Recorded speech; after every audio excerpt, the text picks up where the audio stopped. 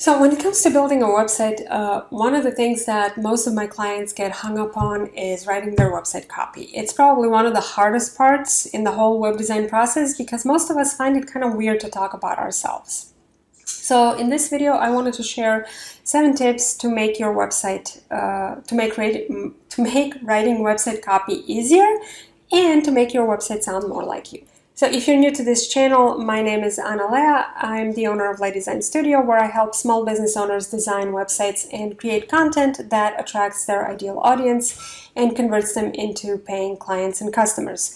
I also share those tips on my YouTube channel, so if that is something you're interested in, definitely hit that subscribe button and give this video a thumbs up so that I know to create more videos like this. So without further ado, let's dive into those tips today.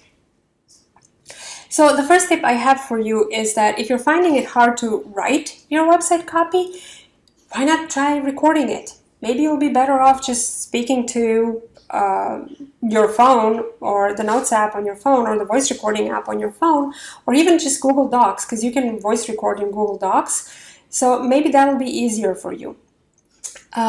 This will help you take the pressure off staring into that blank white page and wondering what the hell do I write about. It can also help that copy sound more natural and come out the way you speak, as you would in real life. If you've already written your website copy and you're like, well, great, Anna, that doesn't help me, read the copy back out loud to you and see if it sounds natural and like you. If it does, awesome sauce, you're good to go. If not, try this tip and let me know if it works. Secondly, pretend you're talking to a friend. No, seriously, most of our ideal clients are very similar to people we enjoy spending our time with, and those are usually our friends and those who we know. So why not pretend speaking like you're talking to a friend and explaining what you do to them, and try and see if that works. For one, this will make sure that your copy is actually comes across natural, and it'll also help you with the next step that I'm going to share, which is to avoid jargon. It'll also help you not sound like a professional who is talking to a group of their own peers who actually understand professional jargony terms that those people won't understand.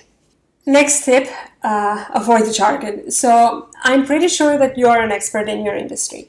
However, keep in mind that your ideal audience is not. So that means they won't understand the terms that you use to describe certain things. For example, I may tell you that Squarespace uses a special type of language to write their website, or that most websites use HTML, CSS, and some of them use PHP and JavaScript, and some of them are coded in Python, some of them are coded in Ruby, some of them are coded in whatever other, or C or Java or whatever programming language.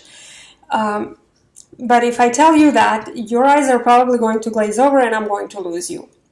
Instead, use terms that your ideal clients and customers would use, because that will attract your ideal clients and customers. That will attract your ideal audience, not jargony terms. Jargony terms are going to attract your peers, those who do the same thing that you do. And those people are not going to buy from you because they already do that. So just avoid using those terms. Or if you absolutely have to use those terms, then at least provide an explanation of what it is in plain English so that your ideal audience can understand that. My fourth tip for you would be to create your brand word bank. So the go-to expressions that you always use, that you're known for, that are a part of your vernacular. So whatever it is that words and phrases that you use regularly, incorporate them into your website copy. So what I would suggest you do is create a new blank document, call it your brand word bank, and then just write all the expressions that you can think of that come to mind that you regularly use. How do you say hello? How do you say goodbye? How do you sign off in an email to a friend? How do you sign off when you're in a professional setting? How do you address people when you talk to a group of people?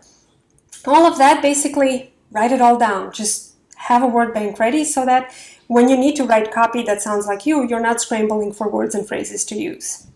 You can also, in that word bank, you can scour Facebook groups and LinkedIn groups and Instagram and other social media networks and places where your ideal audience hangs out.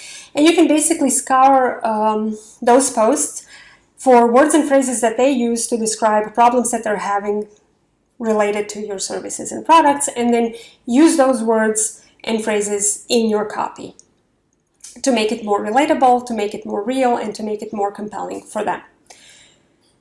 The next tip that I have for you, which would be the fifth, is to ask your friends for help. When you write your website copy, hand it over to your friend, your family member, or whomever, and basically ask them to read it to you, and ask them if it sounds like you. If they tell you that it sounds like you, again, you're good to go. If it doesn't sound like you, it's time to go back to the drawing board.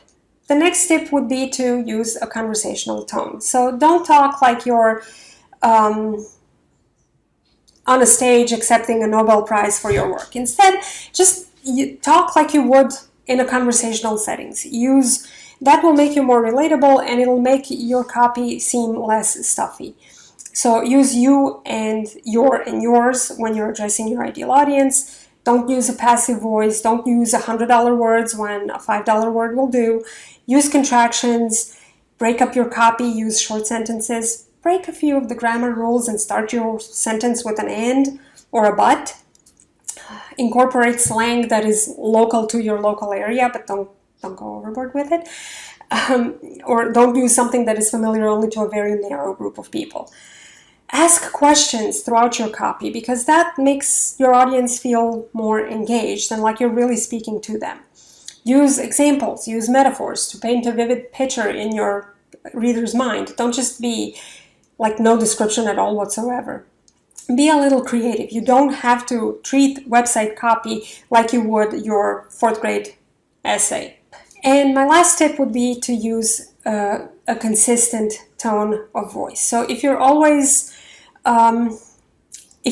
encouraging and friendly, then be encouraging and friendly. If your tone of voice is a little on the fun side, then be on the fun side. Now, this isn't to say that you're never allowed to show any negative emotion, even when, I don't know, something bad is happening around you and you need to address it. It's just, if you're warm in all your touch points with your brand, with your audience, then continue to be warm. If you're always on the lighthearted side, be on the lighthearted side, but acknowledge the tough times that are happening. Be consistent. Don't go from sounding all quirky and fun, and then the next day you sound corporate and professional and all serious. Because again, that'll create a disconnect, and it'll just cause that moment of wonder in your audience, and it'll throw them off. So those are the tips that I have for you. I know that making your website sounds like Mission Impossible, but I promise you that if you implement these tips, you will have written website copy. Not only will you have an easier time, but you also will have written website copy that sounds more like you and more natural, more approachable, more relatable, and easier to understand.